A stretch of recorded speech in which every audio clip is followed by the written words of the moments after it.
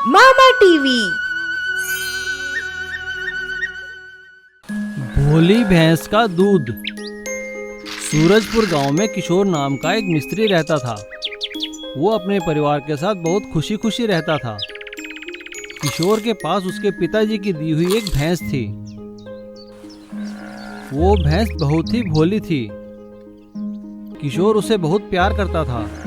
वो भैंस भी किशोर को बहुत चाहती थी। किशोर एक अच्छा मिस्त्री भी था। वो बहुत अच्छे मकान बनाया करता था। किशोर जब भी घर से बाहर काम पे जाता तो भोली भैंस उसके पीछे पीछे वहीं पहुंच जाती।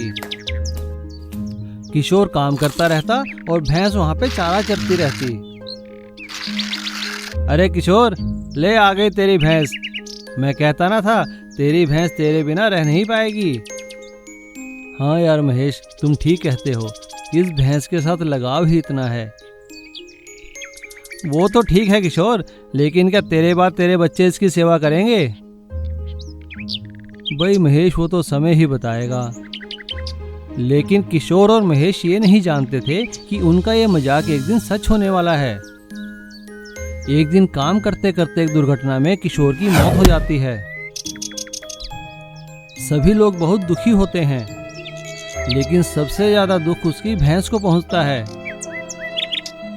वो खाना पीना छोड़ देती है। इस बात से किशोर के परिवार वाले बहुत परेशान हो जाते हैं।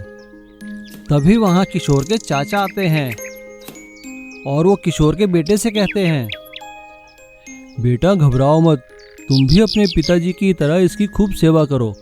फिर देखना ये भैंस चंद दिनों में ठीक हो जाएगी। और वैसे ये भैंस नहीं, ये तो भोली है, भोली। किशोर के बेटे सुरेश ने उनकी बात मान ली और वो भोली की सेवा करने लगा। चंद दिनों में भोली बिल्कुल पहले जैसी हो गई और वो किशोर की ही तरह सुरेश से भी प्यार करने लगी। जहाँ जहाँ सुरेश जाता वहाँ वहाँ उसके पीछे आ जाती। एक दिन सुरेश को शहर से नौकरी का बहुत अच्छा ऑफर आया और सुरेश नौकरी करने शहर चला गया। सुरेश के जाने के बाद उसकी भैंस उदास रहने लगी। तब सुरेश की माँ ने सुरेश को फोन करके कहा, क्या कह रही हो माँ? तुम फिक्र मत करो, मैं कल ही वापस आता हूँ। सुरेश अपने घर वापस आ जाता है और सुरेश को देखते ही भोली फिर से खुश हो जाती है और खूब सारा दूध दही देने लगती है। भोली का दूध देखकर सुरेश के मन में एक विचार आता है और वो अपना दूध का कारोबार शुरू कर देता है। और भोली के आशीर्वाद से वो दिन दुगनी रात चौगनी उन्नति करता है। अपना काम बढ़ने पर सुरेश भोली से कहता है, भोली तुम्हारा बहुत बहुत धन्यवाद। तुमने मुझे रास्ता दिखाया, तुमने मुझे घर में रहकर तुम्हारी सेवा करने का मौका दिया और घर में ही रहकर अपने कमाई का जरिया बताया। अब मैं तुम्हें छोड़कर कहीं नहीं जाऊंगा। और भोली सिर हिलाकर सुरेश की हाँ में हाँ करती है। जादुई मछली का पेड़।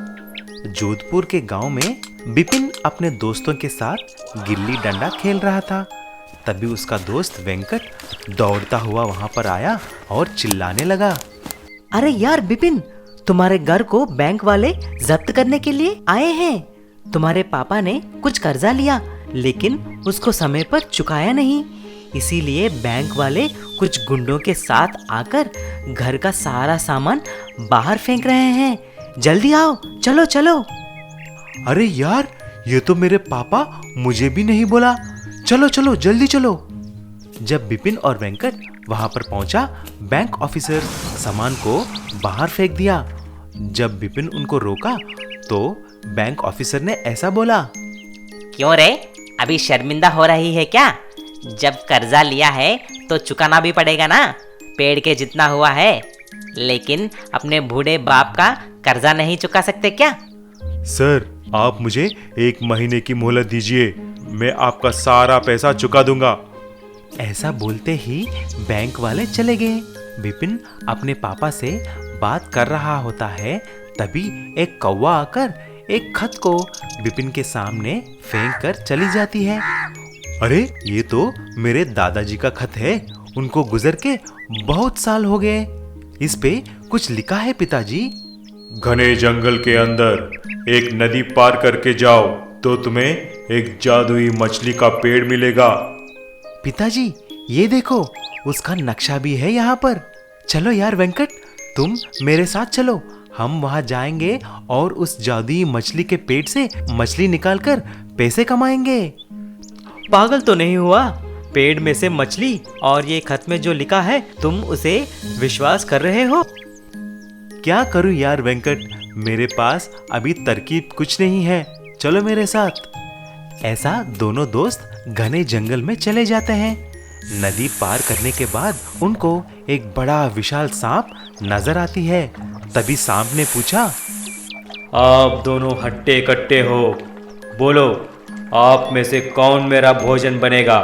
मैं अभी बुढ़ा हो चुका हूँ और मुझे बहुत भूख लगी है। तभी वेंकट ने बोला, अरे यार, मैं तेरे साथ आकर किधर फंस गया रे?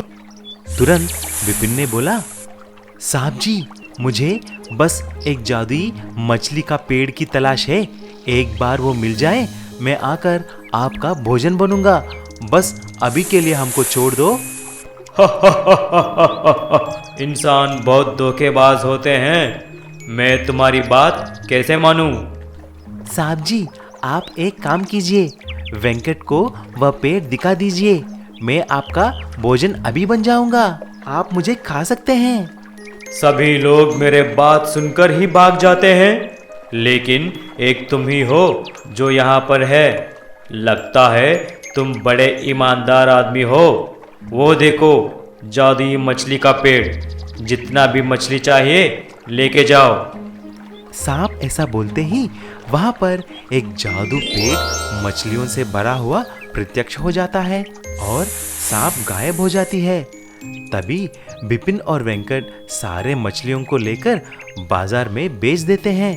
ऐसा ही एक महीने के अंदर बिपिन बैंक का सारा कर्जा भी चुका देता है और अपने बुजुर्गों का घर को बचा लेता है। नारियल का व्यापारी बना करोड़पति। विजयदुर्ग नाम के गांव में गोपी करके एक आदमी था। वह अनपढ़ था और बहुत ही नादान था। वह अपने पत्नी शीला और बेटा रोशन के साथ गांव के बाहर एक छोटा सा झोपड़ी में रहता था। वह बुद्धू होने के कारण कोई भी उसे काम पे नहीं रखते थे। एक दिन वह मार्केट में एक नारियल का व्यापारी किशन के पास जाता है। किशन भाई साहब, मेरा नाम गोपी है और मैं इसी गांव का हूँ। आपके पास कुछ काम है क्या? गोपी भाई, तुम्हें मैं जानता हूँ, लेकिन इतनी नादानियत भी अच्छी बात नहीं है। ठीक है, कोई बात नहीं, मैं तुमको एक साइकिल और कुछ नारियल देता हूँ। तुम नारियल पानी बेचकर जो भी पैसा आएगा हम बांट लेंगे। ऐसा गोपी साइकिल पे नारियल लेकर गली गली घूमकर पानी बेचने लगता है। नारियल पानी ले लो, नारियल पानी, ताजा ताजा नारियल का मीठा मीठा नारियल पानी। लेकिन कोई भी उसके यहाँ नारियल नहीं खरीदता है। एक दिन एक गरीब औरत भागते हुए गोपी के पास आई और ऐसी बोली, भाई साहब, मेरे पति बहुत बीमार हैं। मैंने दवाई तो खरीद ली है, लेकिन डॉक्टर ने बोला कि नारियल पानी पीने के लिए, लेकिन उसके लिए पैसे नहीं है मेरे पास। आप ही कुछ करो ना। अरे अरे माँ जी, आप चिंता मत कीजिए, ये सारे नारियल लेके जाओ, तुम्हारा पति ठीक हो जाएंगे, पैसे बाद में देखेंगे। जब ये बात गोपी ने किशन को बताया, वह डांटता है। गोपी, तुम ऐसा करेगा तो धंधा कैसे करेंगे? मैं और एक मौका दे रहा हूँ, इसके बाद तुम्हारी नौकरी भी चली जाएगी। ऐसा बोलकर किशन फिर से कुछ नारियल देता है। उस दिन गांव में एक आदमी गोपी को बुलाता है और नारियल काटने के लिए बोलता है। एक एक करके वह आदमी सारा नारियल को पीकर ऐसा बोलता है, ठीक है गोपी भाई साहब, नारियल तो बहुत अच्छे हैं।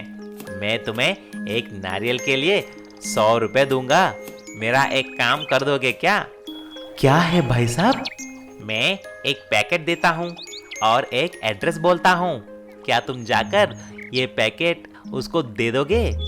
जरूर भाई साहब। ऐसा गोपी उसको लेकर वहां से चला जाता है।